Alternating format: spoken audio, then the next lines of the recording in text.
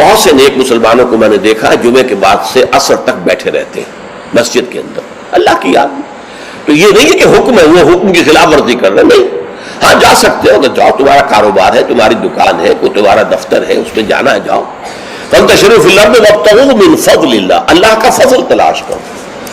اب یہاں یہ بہت اہم مقام ہے کہ مراد ہے رزق, لیکن رزق کو اللہ کا فضل قرار دیا جا رہا ہے.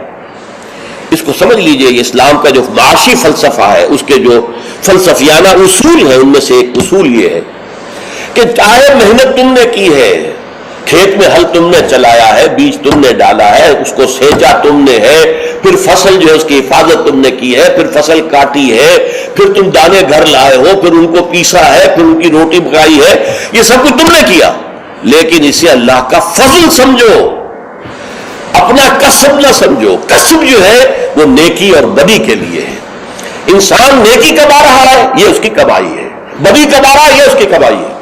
جہاں تک رزق کا تعلق ہے, یہ اللہ کا فضل ہے, اور فضل اسے کہتے ہیں جو بلا استحقاق دیا جائے, جس کا تقاضا نہ کیا جا سکے.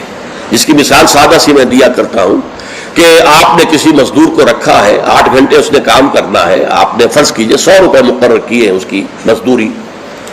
دن بھر آپ نے دیکھا کہ ایک مزدور بڑی محنت سے کام کرتا, دل لگا کے کام کیا اس نے, چاہے کوئی دیکھ رہا ہو چاہے نہ دیکھ رہا ہو. ایک تو ہوتے ہیں وہ کوئی دیکھ رہا ہے تو کام میں لگ گئے, کوئی نہیں دیکھ رہا ہے تو بیٹھ گئے.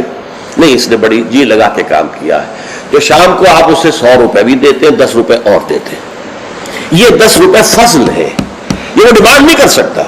ڈیمانڈ تو 100 کر سکتا تھا, 100 طے ہوئے تھے, لیکن آپ نے اپنی طرف سے بغیر اس کے کسی قانونی استحقاق کے 10 روپے اسے دے دیے, یہ فضل ہے. اسی طریقے سے رزق جو بھی انسان کو ملتا ہے وہ فضل ہے اللہ کا, اسے اپنا کسب نہ سمجھو. جب تم سمجھو گے یہ اللہ کا فضل ہے تو پھر دیکھو گے اللہ اس کو کس طور سے خرچ کرنا چاہتا ہے, کروانا چاہتا ہے مجھ سے, کس کس کے حقوق اللہ نے اس میں رکھے. تو فابتغوا من فضل اللہ واذکروا اللہ کثیرا, لیکن اس میں بھی اللہ کو کثرت کے ساتھ یاد کرو.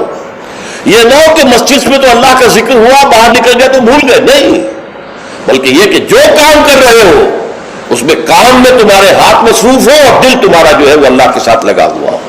جسے آپ کہتے ہیں پنجابی میں ہتھ کارول دل یارول. یہ ہے ذکر کثیر. اور ذکر کثیر کا سب سے بڑا ذریعہ کیا ہے کہ جو مصنون دعائیں ہیں حضور صلی اللہ علیہ وسلم سے, رات کو سونے لگے ہیں تو دعا ہے, صبح اٹھے ہیں تو دعا ہے, بیت الخلاء میں داخل ہو رہے ہیں تو دعا ہے, باہر نکلے ہیں تو دعا ہے.